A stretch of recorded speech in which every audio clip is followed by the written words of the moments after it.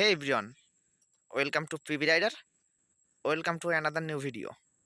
So আজকের ব্লগিংটা একটু different টাইপের। ডিফারেন্ট এজন্য বললাম যে আজকে আমি দেখাতে যাচ্ছি আমার বাইকের প্রেজেন্ট লুক। আসলে আমি প্রেজেন্ট কেন বললাম? প্রেজেন্ট বলার কারণ হচ্ছে আমার বাইকের লুকটা আগে ছিল অন্যরকম, কিন্তু এখন একটু ডিফারেন্ট। আসলে আমার বাইকটি নিয়ে কিছুদিন আগে আমি একটা অ্যাক্সিডেন্ট করছিলাম, যার জন্য আমার বাইকের কিছু প্রবলেম হয়েছে এবং বাইকের কিছু কিছু পার্টস চেঞ্জ করা লাগছে। সো চলেন আপনাদের দেখাই যে অ্যাক্সিডেন্টের পর আমার বাইকের লুকটা এখন কেমন এবং কি কি প্রবলেম হয়েছে এবং সেই প্রবলেমগুলো ঠিক করাতে আমার আফটার মার্কেট কোন কোন পার্টসগুলো বাইকে অ্যাড করতে হয়েছে এবং তার জন্য আমার কত অ্যামাউন্ট গুনতে হয়েছে, এ সমস্ত ব্যাপারে আপনাদের সাথে কথা বলবো। সো দেরি না করে এখনই শুরু করা যাক। এটা হচ্ছে আমার কাঙ্ক্ষিত বাইকটি। তাহলে চলেন আপনাদের এক একটা করে দেখাই যে কোন কোন পার্টসগুলোতে প্রবলেম। এটা হচ্ছে আমার বাইকের সামনের লুক। আপনারা কি দেখতে পাচ্ছেন যে সামনের লুকটায় কোনো চেঞ্জ আছে কিনা? হ্যাঁ, অবশ্যই সামনের লুকটাতে চেঞ্জ আছে। এটা কিন্তু সিঙ্গেল ডিস্কের একটি বাইক।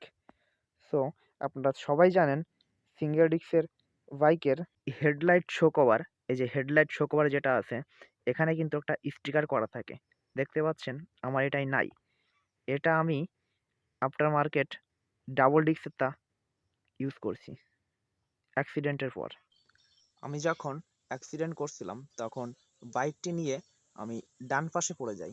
ডান সাইডে পড়ে যাওয়াতে আমার বাইকের একেবারে সামনে থেকে পিছন পর্যন্ত পুরোটাই কিছু না কিছু প্রবলেম হয়েছে।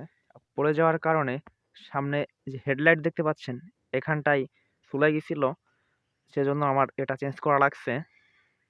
তারপর যদি দেখাই, এই যে বাইকের শেপগার্ড আছে, এই যেটা এটাও এখান থেকে চলে যায়, কিন্তু এটা আমি চেঞ্জ না করে এখানে নতুন করে কালার করাই, যার জন্য এটা আমার কিনতে হয়নি।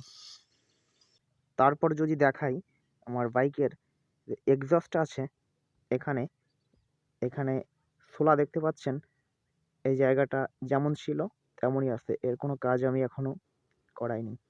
এবার বাইকের পিছনের দিকে যদি আসি, এখানে বড় আকারের একটা চেঞ্জ আছে, সেটা আপনারা দেখতেই পাচ্ছেন। এটা কিন্তু ডাবল ডিস্কের বাইকের মতো লাগছে পিছনটা, এটা কিন্তু আসলে ডাবল ডিস্কের বাইক না।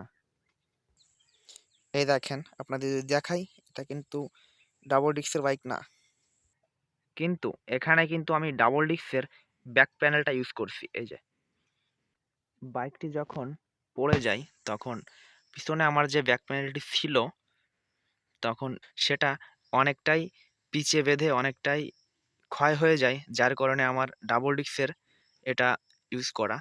আর এখানে যদি আপনারা ভালো করে একটু খেয়াল করেন, এখানে এখানে দেখেন একটা স্টিকার করা আছে, ওখানে অনেকটাই চলে যায়, যার কারণে আমি একটা স্টিকার ইউজ করছি। এইগুলো ছিল অ্যাক্সিডেন্টের পর ওভারঅল টুকটাক সমস্যাগুলো যেগুলো আপনাদের দেখালাম। সো এর জন্য আমার বেশি অ্যামাউন্ট গুনতে হয়নি। যাই হোক, আশা করি ভিডিওটি সবার ভালো লাগছে। Thank you for watching.